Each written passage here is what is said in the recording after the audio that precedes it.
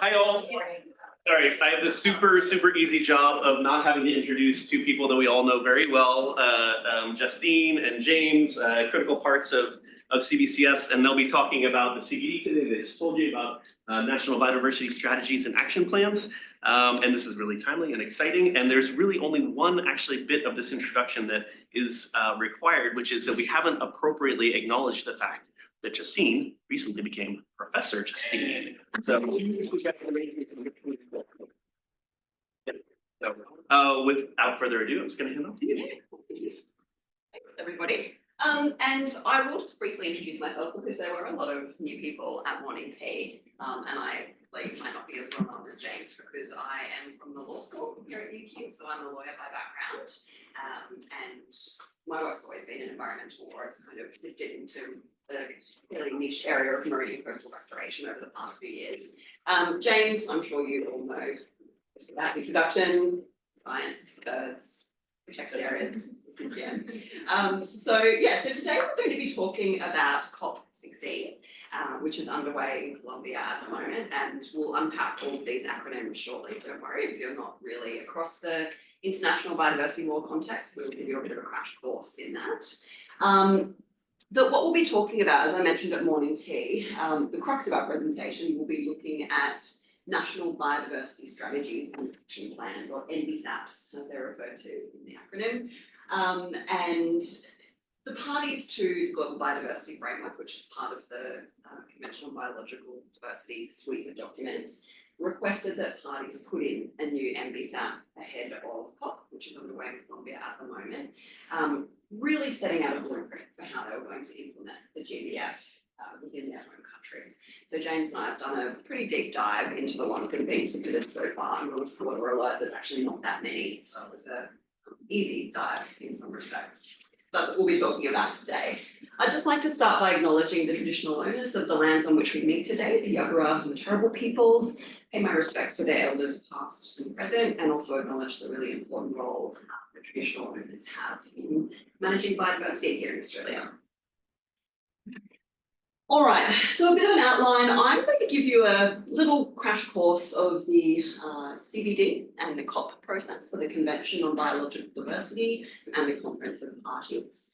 I'm then going to shift over to James to talk about the emergence of global targets. So looking at the RCHA targets and then the movement towards a post-2020 biodiversity framework. James will then hand back to me, and I'm going to talk about the Global Biodiversity Framework, which was agreed to by nearly 200 nations at the end of 2022. And then we'll get to the main point, which is talking about the post-GBF NBSAPs. So as I said, a lot of acronyms today. I'm very sorry.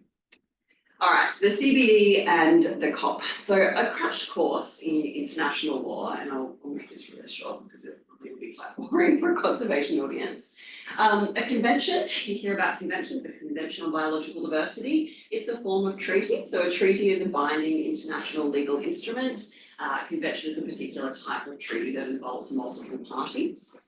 So when a country signs a treaty or a convention, they are expressing an intention and international law to be bound by it.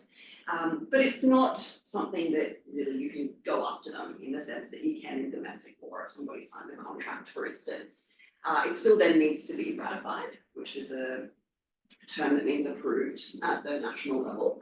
And those of you that have followed the Australian climate debate for a really long time, you might recall in the lead up to the 2007 election, one of Kevin Rudd's key election promises was to ratify the Kyoto Protocol. So even though Australia had signed it 10 years prior, the government hadn't done that formal step at the national level to ratify it and signal at the national level its approval of it. So that's a really good example of how ratification is relevant.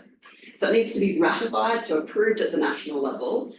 And then this is the really critical bit. It needs to be put into effect through domestic laws and policies. Okay, so a country signing a convention really means nothing until they go to that added step of putting in place law and policy at the domestic level to operationalise it. It's really difficult to punish non-compliance. And going back to the Kyoto Protocol again for a moment, even though it's not relevant to what we're talking about today, the Kyoto Protocol is a really good example of what happens in the case of non-compliance. So think back to that, it set actually some carbon caps on developed countries really over a 5-year period. And towards the end of that 5-year period, it became clear that some countries weren't going to meet that, like Canada. And then there was this big discussion about, well, what are we going to do to punish them, right? Maybe in the next round, if there's another round, we'll penalise them. And so then what Canada decided to do was just withdraw from the protocol, and that meant they just walked away scot-free, essentially. So it really shows, I guess, the challenge and often the futility in international law as well. But that said, it is an incredibly critical tool for setting agenda at the international level and for countries to really make a serious signal of their intention to deal with things domestically. So the Convention on Biological Diversity was one of the outcomes of the really famous Rio Summit that happened in 1992. And that's where the UN Framework Convention on Climate Change came from as well, the Rio Summit. So the Convention on Biological Diversity was signed by 150 countries. It came into force in 1993. And it has a pretty broad objective, the conservation of biodiversity. That's about as broad as it can get, really. And like a lot of international law instruments in the environmental realm, it's what's called a framework convention. So it sets some broad objectives, but really then pushes the onus onto countries to take measures to decide how to pursue that objective at the domestic level. So it puts the onus on countries to develop national strategies for the conservation of biological diversity, and that's in Article 6. Identify and monitor important biodiversity, Article 7. Establish a system of protected areas and rehabilitate and restore degraded ecosystems in Article 8, and also introduce environmental impact assessment of projects that might harm biodiversity, and that's Article 14. And you can map these things really clearly if you follow or more generally to Australia's Environment Protection and Biodiversity Conservation Act. So the CBD is really the constitutional foundation for the EPBC Act, and you can see that it does these things. It puts in place systems of listing of important biodiversity, it puts in place an environmental impact assessment process for actions that might impact on that listed biodiversity, and it provides for protected areas as well. Okay, so classic international convention, really great objective, but how will that be achieved? Go and do stuff for countries, and hopefully we get to the end point is effectively it. Very much the same approach that we see in the climate change realm as well. It's probably a bit more tangible in climate change to track it. You know, if you think about the Paris Agreement, the objective of keeping global warming to 2 degrees with an aspirational goal of 1.5 degrees, how are we going to do that? You know, go and make your strategies, and we'll hope that it adds up to 2 degrees at the end. Even though at the moment, those strategies are tracking towards about 3 degrees. Okay, so sort of a flawed system. Article 23 of the CBD establishes the Conference of the Parties, or the COP as it's called. So this is everybody who's signed up to the convention, all of the countries become part of this Conference of the Parties. The COP was required to meet no later than 1 year after entry into force, and then subsequent intervals would be determined by the COP. And the role of the COP is to review the implementation of the convention. Okay, so to see what's happening domestically, to see if it's being implemented, you know, to make further agreements that need to be developed to further progress in implementing it. And really critically for what we're looking at today, Article 26 says that states and countries in the international law sense are required to report on measures which it has taken for the implementation of the provisions of this convention and their effectiveness in meeting the objectives of the convention. And that's the origin of the NBSAS. Okay, so countries need to put together a plan and present it back to the COP before meetings, talking about what they've done to conserve biological diversity and their effectiveness in conserving biological diversity. All right, so these are the COPs that have occurred since the CBD came into force. So you can see roughly every year or two, there's an ordinary conference of the parties. There's been a couple of extraordinary meetings, and they are ones that particular protocols came from. So that was the biosafety one, and the Nagoya Protocol in 2014. And each of these COPs, whether ordinary or extraordinary, there's always a various list of agreements that comes out of it. It might be on some particular issue, like those protocols that we mentioned there on really specific issues. You know, it might be something general about how the convention can be implemented. It might be something really big, like the Global Biodiversity Framework that came out of the most recent COP, which was that slightly strange one that was held across 2 years in the aftermath of COVID. So it started in Kunming in China, and then the second half was in Montreal. we've got the new Montreal Biodiversity Framework. And yeah, as we know, COP16 is currently underway, and we'll come back to that later. Now, I guess one thing that is really missing from the CBD is some sort of target, tangible target that countries can aspire to. Okay, conservation of biodiversity is really vague. So something that happened, I guess, in the aftermath of the Convention on Biological Diversity was this emergence of targets. So I'll pass over to James now to talk about that aspect. Thank you. Okay. Excellent. So yeah, this is a bit more of a personal perspective in that I happened to go to Nagoya in 2010. I was the lead scientist at WCS at the time, and it was really, in 2010, seen as a massive thing, that there was a recognition by nations around the world that they hadn't got their act together. The groups like the International Union for Nature Conservation had been really putting pressure on CBD to actually start getting a strategic plan that made sense. That was by things like the World's Parks Congresses and the ISN. Every 4 years they have a big annual, a big meeting that all the members of the ISN come together and actually talk about what's needed to safeguard biodiversity. And it really, in 2009 to early 2010, there was a real thought that the RTA targets are going to change, be game changers. And so I was sent there on behalf of WCS with about 50 other NGO members of WCS. It was a really big meeting, but there was this sense of expectation that this is going to change the game. And, and if those who know about the CBD know the 2010 strategic plan was called the RTA targets, the RTA biodiversity targets. It was a 2020 plan, i.e. to last for 10 years. And these are the targets which came out at that time. There was 20 of them. Famous one, target 3, which is probably written out 100 times. Actually not target 3, target 11, sorry. Target 11 is the 78% protected area target. Target 5 is the deforestation target. So these targets were negotiated in detail at RTA. It was another thing that really I only learned then, and it was different this time around with the Global Biodiversity Framework, is they hadn't had draft targets up to RTA. They were debated at the conference. That was when they really had the teeth out to try and work out what fits in. And it was famous stories emerged, such as right at the last minute, there was a huge debate over target 11 about this term effective conservation. Equity manager, effectively and equally managed. The Chinese delegation in particular said that's ridiculous. If we have an effectively managed protected area system that we have to report on, it's going to go from 10% to 2% because nothing's effectively managed. And so it was big all-night debates around what these terms mean. The thing that I really learnt quickly, and it shocked me, it absolutely shocked me, is when you go to these side rooms when they tackle each target in turn, and nations get up and really fight, they bracket things and they try and work out what is the best wording for each target. They all talked about evidence-based, that we need this to be evidence-based. But so the protected area target, target 11, the thing that they kept on citing was a paper in 2004, the Rodriguez paper, right? So it's 6 years out of date, based on 1998 data. So in 2010, when these nations were coming together to actually set targets, percentages of how much of the world has to be protected, they were using out-of-date data. And I think the one thing that you've learned from there is that I think the scientific community was shocked at about how little information nations had to actually guide their targets. And it's one of the reasons, that I'll show you in a second, that if you look at science and how much publications occurred around all these different targets, the wall of science that was published was in a response to the fact that the nations can't get away with that anymore. They can't claim that, the only thing we can go on is a 2004 paper, which basically says we've got to get to about 20% and we'll be fine.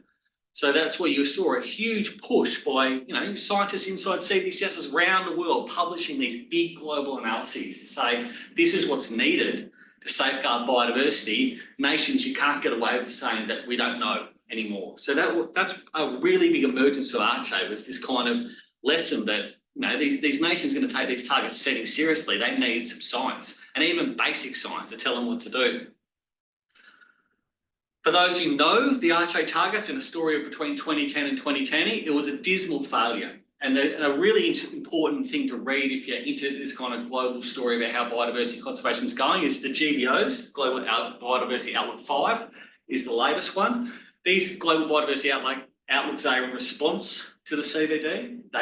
This is the 5th one. They're always an interesting read, but this one in particular tackled how all nations went against the RHA targets that they committed to. And obviously, green is a good sign, red is a bad sign. And if you were to look through all the 20 targets, it was these, you'll see things like targets have not been achieved, the target has not been achieved, the target has not been achieved. It actually happened for all 20 targets. So even though the nations came together, they were celebrated, there was big fanfare of CBD from 2010, there was no target achieved in that 10-year period. So the CBD Executive Director or Secretary General or Executive Secretary basically came out with this quote: to motivate nations to get their act together for the next strategic plan, because there's no point coming out with these kind of global targets if it's going to mean that nothing actually gets done. Now, there's been a lot of evaluations about why the targets failed, right? This is one of the things that a few of us wrote 5 years in. It was obvious that the targets weren't going to be met, and it was just very clear that the targets were criticised for being both overly complex and just ambiguous. And so it meant that the targets were therefore not taken seriously in nations' plans because you could game them. A really good example, what have I done? Well, there we go. Where are we up to, right? So this is from this paper that we wrote, just going through the language of each target and saying, like, what does the target say? What are the elements? Is it quantifiable? Is it ambiguous? And it's going through and saying, look, this is the problems with even the wording of the targets. And there's probably something to be done on the GBF in the same way, actually go through the current GBF and actually start looking at these elements and complexities and say, have we actually overcome them? But that's for another day. But this is the type of thing that, when you read the target at first glance, you go, well, that seems pretty good. And then you realise afterwards, when they've signed off and everyone's gone home from Nagoya going, actually, that's a crap target. So this target's target 5. By 2020, the rate of loss of all natural habitats, including forests, is at least half, where feasible brought close to zero, and degradation and fragmentation is significantly reduced. Sounds good, doesn't it? What's wrong with that target? When you start forcing nations to go, all right, you've got to hit target 5, does anything pop out?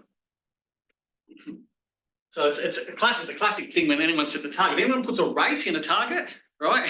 You know there's a problem. It's not a state, it's a rate. So you just got to halve the rate, right? Which is, if you could go from really, really bad just to really bad, target met, so it's a classic learning. And Martine wrote a really nice paper on this, is that any target with a rate and not a state and without a baseline is worthless. Right, and if you look at them, you'll start seeing rates all through it. You'll see no baseline to it. It just becomes hopeless. So as I said, what motivated scientists, including myself, but loads of others, is that never again can these nations get away with blue murder. And you start to see between 2010 and 2020, the scientific community become incredibly bolshy. And writing more and more papers about saying you're failing nations, and hey, this is how you set targets, right? These are scientists writing this. This didn't happen pre-Nagoya. It happened in the last 10 years, last 10 years before GBF. And there's a hope that because there's so much emphasis on getting the evidence right and the language right, we start to see we should see a more ambitious, clearly coherent GBF being written. So on that note, hand it back to you. Yeah, I'll take it up. Yeah. Thanks, James. So that really sets the scene, I guess, for what happened with the Global Biodiversity Framework, that real failure of the RHA targets. So the Global Biodiversity Framework was the outcome of, as I said before, the Montreal split conference of the parties that happened across a couple of years. They look pretty happy. It was obviously heralded as a real success. And there are now 23 targets under the Global Biodiversity Framework. And you can see that they've grouped them into several areas. The first couple of them are the ones where the bulk of the attention has been, certainly where I've focused my attention, and James has as well. And this is the first 3 targets here. So target 3 is probably the one that you've heard of most, referred to as the 30 by 30 target, which is that by 2030, at least 30% of areas, effectively paraphrasing a bit here, are protected. It's the protected areas target. I spent a lot of time looking at target 2, which is the restoration target. So again, by 2030, at least 30% of areas of degraded ecosystems are under effective restoration. And then target 1 is what we call the other 70%. Okay, so if we reach this grand goal of 30% in protected areas, what about the other 70%? So that's looking at having in place effective management and assessment processes for harmful actions in that other 30% of land. Now, James talked about problems with drafting in the ARCHE targets. And of course, the idea was that we'd get that much, much better in the Global Biodiversity Framework. But if you break it down, so target 2, ensure that by 2030, at least 30% of areas of degraded ecosystems. Okay, what does degraded mean? That's something to be determined at the national level. So you might go and do an inventory of all the land in Australia and interpret degraded as areas where every single value has been lost. Okay, that gives you a pretty small pie of which you need to restore 30%. It might be any area where any values at all have been lost. So you've got a much bigger pie, of which 30% is a much bigger chunk. So defining that degraded is really, really critical. Terrestrial, inland water, and marine and coastal ecosystems. It's not clear from this if you need to be spreading this 30% effort across these different domains, or if a country could equip this target by concentrating all their efforts in one domain, which will probably be terrestrial, given how marine restoration has lagged behind terrestrial. Ecosystems. What does an ecosystem mean? Okay, how broad are we looking at doing this restoration, given that a lot of restoration, particularly in countries like Australia, is very opportunistic. It's whatever can be done within little funding envelopes. It might just be on one particular parcel of land. Is that an ecosystem, or is that just a parcel of land? Will that meet the target? Under effective. What does that mean? Okay, including under, I think, suggests that they don't expect that you will have achieved an effective outcome by 2030, but you need to be on a trajectory to effective. But what does effective mean? Okay, again, that's something that needs to be determined at the national level. There needs to be some sort of metric put in place by which you can assess whether something is effective. Restoration, what does restoration mean? We know that in a lot of places, habitat conversion has happened under the guise of being restoration. Okay, is that restoration? I hope not, but we need to be clear about what that means. And then the qualitative elements. So this restoration in order to enhance biodiversity and ecosystem functions and services, ecological integrity and connectivity. Okay, so there needs to be a qualitative element to that restoration. You need to be targeting it at a particular end goal. Okay, not just restoration for the sake of restoration. So I led a paper that we published earlier this year where we went through and looked at each of these definitions and highlighted the great uncertainty in that target, and that depending on how countries interpret it at the domestic level, you could end up with something very ambitious, or you could end up barely shifting the needle from the current status quo. Same with target 3, it's even more of a beast, I think, when you try and break it down into its constituent elements. Ensure and enable, okay, what does that mean? It's a pretty high level of obligation. Terrestrial and inland water areas and of marine and coastal areas. Okay, so this is different to target 2. It includes an and, which I think indicates that they are telling you that effort needs to be spread across terrestrial and across marine and coastal areas. Okay, that and is really important. And from a statutory interpretation perspective, if you're reading the instrument as a whole, perhaps then you can go back to target 2 and read into that an implication that they didn't mean that it be spread, that it could all be acquitted in terrestrial areas. Okay, so we're getting a little bit legal, unfortunately, but I think that's how it could be interpreted. Again, it has a qualitative element, so especially areas of particular importance for biodiversity and ecosystem functions. So not just locking up 30% of whatever land mass you choose, it needs to be land and ocean mass that's especially important for biodiversity and ecosystem functions. It needs to be effectively conserved and managed through, and then there's about another 6 lines of qualitative text there as well, which I'm not going to dig into in detail here. We'd be here all day. And again, James has written a paper on this and really honed in on this issue of quality rather than quantity. Okay, so if we have a situation where countries are just going and locking up 30% of their lowest value, land and water, that's really not going to be enough to reverse the decline of biodiversity. We really need to be focusing on those areas that are of high quality importance for biodiversity. All right, so that's the couple of targets of the Global Biodiversity Framework that we've been focusing on in a nutshell. They're certainly better than the ARCHE targets in terms of how they were expressed, but I think there are still some definitional ambiguities. So what comes next? So this was part of the Global Biodiversity Framework, a request that parties revise and update their MBSAPs aligned with the Global Biodiversity Framework prior to the next COP. Okay, so it's pretty clear what they were asking countries to do. New MBSAP in line with the GBF targets before the next COP, which, as we know, is underway now in Colombia. All right, so James and I earlier this year set out to do a review of these post-Global Biodiversity Framework MBSAPs. We thought, no, it's pretty clear, right? Countries have been asked to do this. Of course, all 192 countries will go away and write a new MBSAP and clearly align it to the Global Biodiversity Framework. It's not quite what happened. At the start of COP16, only 36 countries have submitted a revised MBSAP. And I think it's only up to about 37 now. And most of these were submitted in September and October, which made our task of reviewing them very difficult because we were doing them all very much at the last minute. In recognition, I suppose, of the fact that countries just were not putting in their MBSAPs, the CBD then said, okay, if you can't do a full MBSAP, just tell us some targets, update some targets, and they were then given the opportunity to submit updated targets. We haven't looked at them in detail in the study that I'm going to talk about shortly because we've decided to do a really detailed qualitative analysis of how parties address the targets. So you really needed a detailed MBSAP to look at that. You couldn't do that analysis just by looking at a 2-line target. So yeah, so that's what we decided to do. Evaluate post-GBF MBSAPs to determine whether they are committing to implement the targets. We decided to focus on targets 2 and 3. This was a bit of a topic of debate when we were deciding how to approach the MBSAPs. So an MBSAP that a country submits, it might be anywhere from 10 pages to 400 pages. There's no prescribed format. You know, some of them are very clearly a document that was produced for domestic purposes. There may or may not be mention of the GBF targets in it. It might be really nicely mapped to the GBF. You might need to go digging to try and find the relevant information.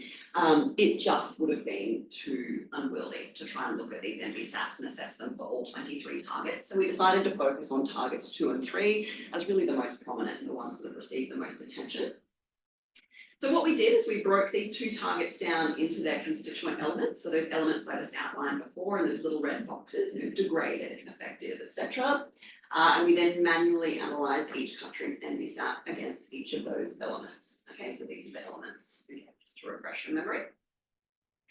And this is what we came out with as our criteria. So we said both of these targets, targets 2 and 3, have their quantitative elements. Okay, so they both refer to at least 30%. So at each of the MBSAPs we looked at, have they made a quantitative commitment? If so, what is it? We said that both of these also have qualitative elements, so restoration in order to enhance biodiversity and protection of areas of particular importance. Okay, so we looked at the MBSAPs to see if they had put in place some sort of qualitative element. Land and water, so we really wanted to look in detail about whether they were committing to spread their effort across land and water, or whether they were either silent to it or really looking at acquitting their obligations just in one particular domain. We looked at whether they had defined key terms. So in restoration, that was looking at degraded and under effective. And for target 3, it was looking at whether they'd defined or set some sort of metric for effectively conserved and managed. And this isn't an element as such, but we decided to also look at the MBSAPs to determine whether countries have put in place some sort of plan. Have they outlined some steps that they're going to take to implement the GBF domestically? So this was the matrix that we used to assess the MBSAPs. And we really drew on that SMART target theory that James has written a bit about as well. So you might have heard of SMART target theory in the business sense, which is specific, measurable, attainable, realistic and time bound. It's been adapted for the conservation target context and reimagined as specific, measurable, ambitious, realistic and time bound. So there's a lot written about the ARCHE targets using this particular methodology. So are the targets specific? You know, is it something that you can measure? Is it ambitious? Is it proposing to actually do something good? but is it realistic and is it time bound? Okay, so we drew this theory into our criteria for assessment as well. You probably can't read this, in fact you definitely can't read this, but this is just a screen grab from the raw data that we came up with. So on the very left you can see the country, you can see the MBSAP, and then you can see how we went through and had a look at those various criteria and also looked at whether there were specific actions. And what became very clear to us straight away is that MBSAPs fell into one of two broad categories. So there were some countries that made really high commitments to percentage targets. Yeah, no, well, at least 30% more. We can do more. How? A little bit lighter the details. We might come up with a plan later down the track as to how we're going to do that. Or there were countries that were really quite detailed in what they were going to do. Okay, we're going to look at these particular areas. We're going to get an inventory of degraded land. We're going to do a plan, and this job's assigned to this government department. Here's the costing of it. But pretty weak percentage targets. They perhaps didn't even address the quantitative element, or they came up with a percentage target that was much lower than 30%. So we found that MBSAPs were either A, for ambitious, or next play here.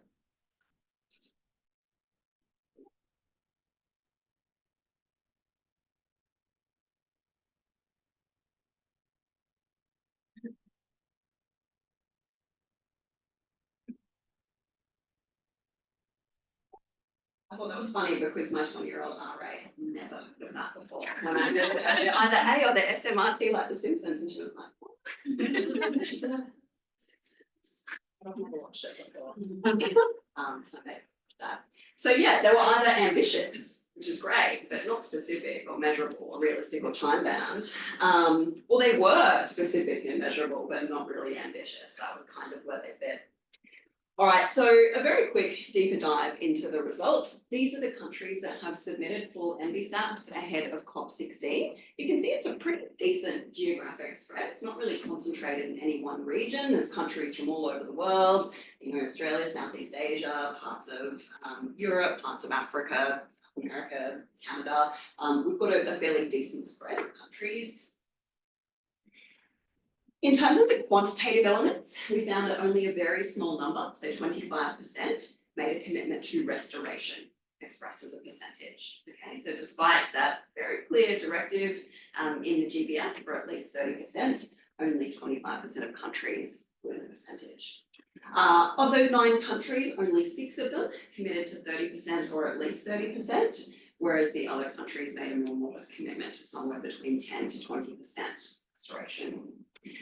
There were some countries that committed to restore 30% of just some habitat types. So for example, some countries said we'll restore 30% of priority floodplains, whatever that means. There were some countries that set a hectare-based target, which was very difficult to assess, I suppose, where that fit within that 30% commitment. And some were just really vague, like Australia, for example, which committed to restore priority degraded areas. Okay, again, what that means is not clear, certainly not elaborated in the MBSAP. We found a much stronger trend of committing to protected areas expressed as a percentage. So 61% of the MBSAPs committed to a percentage of protected areas, still well short of 100%, but certainly better than restoration. Of those 22 countries, 14% committed to 30% or at least 30% in protected areas, whereas the rest, again, made a more modest commitment to somewhere between 4 to 20% of protected areas. Okay, so only 14 out of those 36 countries are committing to 30 or at least 30%. So we're pretty far short of what we need. Some countries made hectare-based targets again, or some were just specific to particular ecosystem types. So might have made a land-based commitment, but not anything in relation to water. Qualitative elements, as we said, really critical to success. 30% of what? Okay, if you're just, restoring or protecting 30% of whatever the lowest hanging fruit is, you might not necessarily get those really good biodiversity outcomes that the framework contemplates. So we decided to look at the MBSAPs to see if they had qualitative language, and it was really patchy in the restoration target. I think there was only one country that used the actual qualitative language from the GBF. A lot of them used some form of qualitative language. They might have referred to biodiversity or ecosystem functional connectivity or some other term altogether, but really patchy.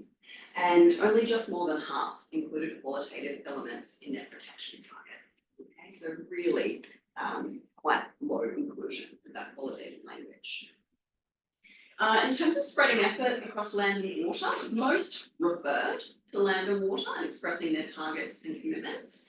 So it will restore terrestrial and marine areas, but very, very few explicitly committed to actually spreading effort with sub-goals for different ecosystem types. So about a third of countries for restoration, half of countries for protection said we will do this in terrestrial areas and this in marine areas. So pretty low and really concerning given we know that marine restoration and protection has lagged behind progress in the terrestrial area for a whole host of reasons, including my favourite, which is regulatory barriers.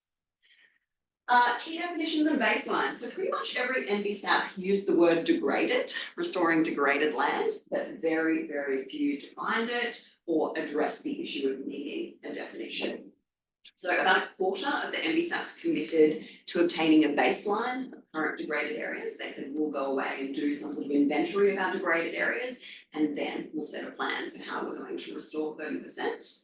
There were only 2 countries that set indicators for what is effective restoration. Okay, so it will be effective when this list of things has happened. So very, very few have a statue of effectiveness, and only about 2/3 committed to developing management standards, etc., for protected areas, so addressing that issue of effectively conserved and managed. Most countries just made pretty vague references to developing further plans or setting priorities or identifying sites, and we didn't find any country that set out a really well thought out plan to operationalise their commitments. The ones that came closest, as I said before, that have those concrete actions assigned to government agencies and costed, had really weak ambition. Okay, so there was certainly no country that was aiming high with a really specific plan as to how they would do that. And this led us to conclude that we're likely to see both an ambition gap and an implementation gap in trying to reach these GBF targets. Okay, so GBF sets these targets, it's really reliant on countries both promising to implement the GBF and then actually implementing it. And from what we saw in the NBSAPs, we don't even have countries promising to implement the GBF as they agreed to 2 years ago back in Montreal. Okay, we've got countries that are falling far short of what needs to be promised to get to those 30% targets. And then we're likely to have an implementation gap as well, because even those countries that have made a high level promise in their NBSAP, they're very, very vague as to how they're actually going to get there. So yeah, our conclusion from what we looked at with the NBSAPs is that they paint a pretty bleak picture of the prospects of achieving the GBF targets. We know that COP16 is underway at the moment, and we're hoping that that will lead to more and also smarter NBSAPs, but it's really hanging in the balance at the moment. James, I'll pass it over to you to see if you have any. Yeah, no, I mean that's great, Justine. Look, I think the only thing I'd just emphasise is while this is very dry, you know, like what are the nations doing with their Global Biodiversity Framework, whatever, it's extremely important in that this is where the rubber hits the road. If the nations who sign up for this with great fanfare and say this is wonderful, it's about bending the curve by 2030, or you know, the CBD's vision is about living in harmony with nature, has to be done by 2050, right? That's the CBD. If you don't do that, we fail. We've got about 25 years left. Nations have to start actually committing to doing something. And I think, so while what we wanted to basically showcase and embarrass nations, to be honest, to actually say, no, not good enough, people, it's 2024. So by 2026, we want to see much better plans. And I think, you know, I think it's really important for, you know, the scientific community to dive into this a bit more, because we really didn't after Arche. After Arche, no one really took into account what nations were doing until it was far too late. And I think that's the lesson we can learn from Arche, is that, okay, even if the targets suck, nations have to do something about it. We've got to force them to do something about it. We've got to hold them to account. So like the paper in Science, which you've written, you know, this is the type of thing about holding nations to account. I think this is a decade for us. Last decade was trying to get the science and evidence base ready, so nations can set targets which are ambitious and realistic and you can achieve. This decade's about going, get on with it. And I think what's hopeful, even though we just got rejected, So, you know, but we hopefully will get through that little hurdle, but if we, what's hopeful is that I've spoken to the nature editor a couple of years ago and the science editor, and they want bigger papers now on how nations are doing. They don't want these global maps anymore, they don't want these global storytelling stuff, they want to talk about this. So it's not, if you're an academic minded person, go, how am I going to get a high impact paper on this? I think journalists are picking up the fact that this is the story that we have to start talking now about. And I suppose, you know, before I get the questions, one thing is Australia have recently done the MBSAP. We did a quick review of it. I want to, you know, it's a classic example. We should be holding Australia, you know, what we've said in detail. We should be writing a detailed paper on that plan and embarrassing them on that plan. You know, like, so we'll hold into account that plan. So if you're interested in that, I'd love to hold a CBCS meeting. You know, we can sit down and actually talk about how we can tackle writing a paper. You know, specifically tackling the components of what Australia has done. The MB7 is a joke. Have a look at it. It's 10 pages. You know, and it makes us laugh when you look at it. Nice pictures in there. Very nice picture. This is Australia. This is Australia. I mean, and you've got to, like, I'll give you a hint. Look at Ireland's MB7 as a distinction between Australia and Ireland. You know, the Great Bind versus place called Ireland versus Australia. Like, you know, like their MB7 is 300 pages long. It goes ministry by ministry about what they're going to do. Australia, it says in one part of the MBSAP, it's critical that every nation hit every target. Then they literally summarise the targets they've done. They missed 3 targets. Like it's in the same 10-page document. Like it doesn't just be his belief. So, you know, so this is the kind of ambition now of you know, pushing this needle a bit. And, you know, I'm happy to set up a meeting or something to have a chat about how we can do something as a group. We've done group papers before as CBCS, Brooke Williams, led on species. You guys, you know, there's heaps of examples actually of doing some good stuff. So if you're interested, please do reach out. All right, I think that's it, yeah? So any questions or any concerns? And sorry, Kate, I was not aware to mute the microphone. Is that going to be a problem? Microphone's there. Okay, oh, good. There we go. Listen, all right, any questions? Is it Ben? Thank you both so much for that talk. Super interesting. I was wondering if when going through these MBSAPs, if you got a sense of why some countries were showing that greater ambition and greater implementation than others. Were there any particular factors that seemed to influence why some were doing a bit better? Bit of a hard question. Yeah. Europeans were better, weren't they? No, there really wasn't a common thread. There has been a little bit written before saying, oh, you know, developed nations and MBSAPs usually aren't as progressed. We didn't find that. It was a total mixed bag across continents, across developed versus developing countries. Yeah, there really wasn't anything specific. Uganda's was probably my favourite of all the ones that I read in terms of a combination of both high ambition and specificity. Canada's was beautifully specific but very low ambition. And then you have countries like the UAE that are like, oh yeah, we'll restore 8%, no problem, absolutely no detail at all. So a totally mixed bag. And as I said, you know, some of them are just these really brief country documents, some of them are 400 pages, but still really hard to actually get anything of substance out of them. So yeah, there was nothing generalizable. You could kind of tell which ones were written by government agencies and which ones they got like conservation NGOs in to put their fingerprints all over it. But yeah, very random. Interesting, thank you. Yeah. Was there any indication in any of these plans that they were aware they weren't quite achieving the goals that were set out for them, and or maybe that they were working towards making these plans better? Yeah, there were a couple that were honest. One of the interesting ones of those 36 countries that submitted Palestine is one of the ones, you know, Palestine can manage to write an MBSAP. I think everyone kept probably into it, and they said, oh look, you know, these aren't the most ambitious goals, but we're kind of like under siege at the moment, so maybe why. That was really the most honest one that I read. There were a couple of others, and they were generally, you know, more developing countries. As I said, we're still trying to get our head around things. We know this isn't 30%, but we're trying our best, basically. But yeah, there weren't too many I think they acknowledged that they were falling short. A lot of them, like Australians, were a kind of branding exercise. Yeah. Yeah, Valerie? Yeah, no, I was just wondering how much you think it is that like countries are just waiting for the detailed guidelines to come out. Like there are organisations working like the FAO and Society of Ecological Restoration working on like a resource manual for attaining target 2, like the restoration target. And it's kind of a bit like, you know, with the NDCs, like Australia's one was really brief. They're just like, oh, we're just going to do whatever the IPCC guidelines say. So I wonder how much of it is just like they're just waiting for the detailed guidelines to tell them how exactly they're going to do it. Yeah, And then there's a big role for us to play in like in doing that.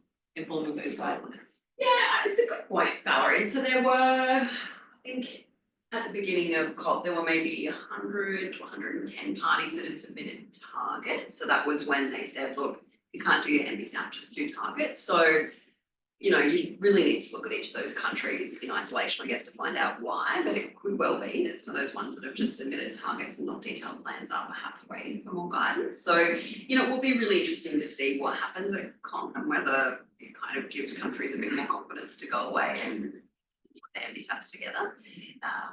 Yeah, hard to say, but Yeah, I think it's an interesting point actually. I think my only thing I'd say is with protected area target, oh god, like 15 years of talking about the same kind of target. Like, are you serious? You know, waiting for an excuse to say, oh no, we just don't know how to do it.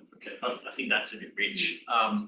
You know, and I think, and I say that in certain nations in mind, such as Australia, where you know you heard recently that we're world leaders in protected area establishment. You know, we're the global leader, 50% of the, you know, where clearly we haven't met any of the target components except for the percentage target. So not only are they, you know, I think waiting for guidelines to be reached, I think people, nations are still taking the mickey a little bit around, you know, well, just seeing certain components and going, I can report on that, that would be fine. And I think, yeah, but it's a good, I think it's a good point. Restoration, was there a restoration target in Arche? I can't remember. no, it came about later, and Yeah. certainly, yeah, I mean, certainly restoration is lagged far behind protection. But as we said in the stats, like, There was something in there? Yeah, there was. I can't remember, it's target 7, yeah, I can't remember actually, but yeah. It wasn't like in the top 3. yeah, it Yeah. wasn't as clearly Yeah. drafted as the Yeah. current one. But, you know, as we said, looking at the MBSAPs we looked at, the 2/3 of them that have made a percentage movement from protected areas, as James said, that's really nothing new, right? So, yeah. It's also an excuse, right? Like the other effective conservation measures, they waited 8 years after they came up with a target to actually have the ICN come up with guidelines, which people don't have to follow in any way, shape or form, right? Countries do what they want to do, but they all said, oh, we're waiting for these to come out. Yeah, it's lag. It's too much to lag. Yeah. Yeah. Excellent, thanks so much, thanks Justine, that's great. There's a couple couple of of Yeah. comments rather than questions. You made these comments while you were talking, Justine. I worry that too many targets are action, for example, protected area designation and process targets, but not ultimate outcome targets. For example, threatened species are recovered, but either way, there should be smart targets. And then he said target 4 is an outcome target. Halt species extinction, and I imagine countries do even worse here. Who said that? Yeah, he's right, target, but you know, target 4 is also a much reduced, diminished target compared to the Arche target on species, like we went backwards, but he's right in that it's clearer about what the outcome is. It's just not very ambitious, what the outcome is for species. Yeah, but yeah, that's absolutely right, that they've bundled it in a way that doesn't make much sense around outcomes versus outputs and inputs. Yeah, I think that's fair. Yeah, and so originally when we started the analysis, we were going to look at targets 1 to 4, and the reason why we ended up focusing on 2 and 3 is because it was really challenging to map what countries had written in their MBSAP to targets 1 and 4. It was really, really hard. And, you know, we just sort of concluded that we couldn't actually do a meaningful analysis because we were probably making errors and attributing particular parts of the MBSAPs to particular targets. So that's why we focused on 2 and 3. And yeah, certainly when we were looking at the data in extinctions, it was a real mixed bag again, as to what countries were seeing. Yeah. Sure. This is in reference to target 5 and the use of the word rate of. Oh, is that an outside? Yeah. And I think I was reading Hannah and Yufei's paper today, which is awesome, and they also brought this up. In terms of biodiversity, the use of rate of, right, can be very bad. And how bad it can be. I mean, it's very bad because they use Australian examples, it really makes sense. But what in the context of like Cambodia, Laos, and Congo, you know, in deforestation will still happen because they're very undeveloped countries. So is radar still very good, or in that context, it's bad? Because it's a global target, right? So which countries it's good, which countries bad, all countries is bad. I think for a target, you shouldn't have rates, you should have states against baselines. But you can have a reduced, for countries like Cambodia or developing countries, which are still going to cause some deforestation through, the development. You have your state outcome lower, it's less ambition, so. But the problem with rates is that it immediately can be gained. Reducing the rate of something. You're going 150 k's an hour. Okay, I'm going to go 149 k's an hour. Target met versus if the safety's, the safety's 80 k's an hour. So I think it just, I think it's a problem all over. Martine, it might be cited in that paper. Martine wrote a paper on this. I can't remember what it was actually, but she really made the case about why 7 reasons why you need a state, not a rate. I think it's kind of which I'll send it to you when I find it. But my opinion is I don't think you should have rates at all in there. You need to stay against baseline. I think the paper is locking in loss paper. And it's just clearly stated. It's a perfect example of saying that when you're driving on the road, if you can set a target, you can set a fixed baseline on the road saying that you shouldn't drive above 60 kilometers per hour. It's a simple, understandable target for people to drive on the road, and for something that's important as biodiversity, we should be able to set a really, really clear baseline that we should not have more than 5 species gone. At least people can criticize on that and can move on rather than slightly better. It does get to an interesting point though, and any critique of our work so far is and both the RTA targets and this work, for the protected area rate target, it's 30% globally, right? It's not 30% per nation. We interpreted that, right, because we have to put some boundary on it, but we just wanted to see a percentage, right? But getting your point that Laos and Cambodia are developing still, other nations may not be. There should be, some nations should take more of the burden of other nations. Australia though is incredibly unique, that 95% of species are only here, so no one can take our burden from us, we have to do it ourselves. But in most parts of the world, you can negotiate in some ways, or can, and I think, that's something that if I was critiquing our work, you'd probably say that we're probably too hard line on that. But it's how it's been, it's just I think you want to see some kind of percentage set by someone, but if Lao was to say 20% effectively managed, I'd say we'd celebrate that. That's wonderful. I gave Cambodia as an example because it reached 30% long ago, but every 2 years it started like they're doing a PATT. 100%. So every 2 years one PA.